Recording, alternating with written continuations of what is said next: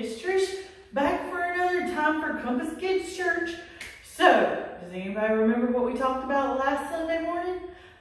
We were talking about the plagues. And remember, we were talking about the first one, and it was blood. The river turning to blood. Oh, I just can't even stand it.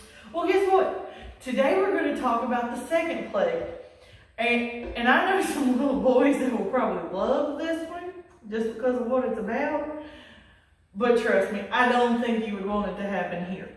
So, plague number 2, we're going to talk about frogs.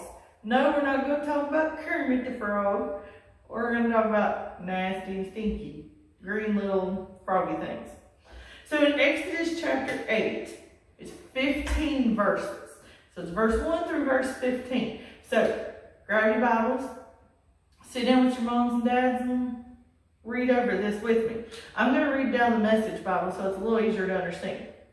So here's what it says. God said to Moses, "Go to Pharaoh and tell him, God's message, release my people so they can worship me. If you refuse to release them, I'm warning you, I'll hit the whole country with frogs. The Nile will swarm with frogs. They'll come up into your houses, into your bedrooms, and into your beds, into your servants' quarters, among the people, into your ovens and pots and pans. They'll be all over you, all over everyone. Frogs everywhere, on and in everything." God said to Moses, "Tell Aaron, wave your staff over the rivers and canals and ponds. Bring up frogs on the land of Egypt." Aaron stretched his staff over the waters of Egypt, and a mob of frogs came up and covered the country. But again, the magicians did the same thing using their incantations. They also produced frogs in Egypt. Pharaoh called in Moses and Aaron and said, "Pray to God to rid us of these frogs. I'll release the people so that they can make their sacrifices and worship God." Moses said to Pharaoh, "Certainly. Set the time. When do you want the frogs out of here? Away from your servants and people and out of your houses. You'll be rid of the frogs except for those in the Nile. Make it tomorrow." Pharaoh was a little bossy. Moses said, "Tomorrow it is. So you'll realize that there is no God like our God. The frogs will be gone. You and your houses and your servants and your people, free of frogs. The only frogs left will be the ones in the Nile." Moses and Aaron left Pharaoh, and Moses prayed to God about the frogs he had brought on Pharaoh. God responded to Moses' prayer. The frogs died off. Houses, courtyards, fields, all free of frogs. They piled the frogs in heaps. The country reeked of dead frogs.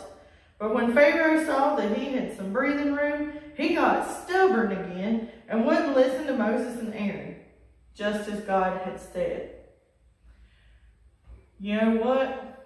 This Pharaoh, he's not listening when God tells Moses and Aaron things to say. And not only did they have frogs come up everywhere, which, you know, when I was little, I used to like to watch frogs jump. I thought it was really cool. But can you imagine frogs being everywhere? I mean, like, frogs were in their beds. I don't know if you could sleep with a frog jumping on you. That'd be a little weird. But there were frogs everywhere. And then, even worse than that, when they all died off, it smelled like a dead frog. Ugh. I dissected frogs when I was in school, and it smelled horrible. I would not want to be around the smell of a dead frog. Ugh. No, just wouldn't be good.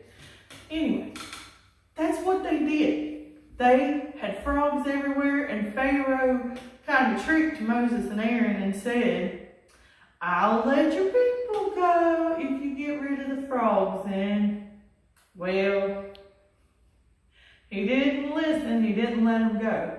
So guess what? That was number 2.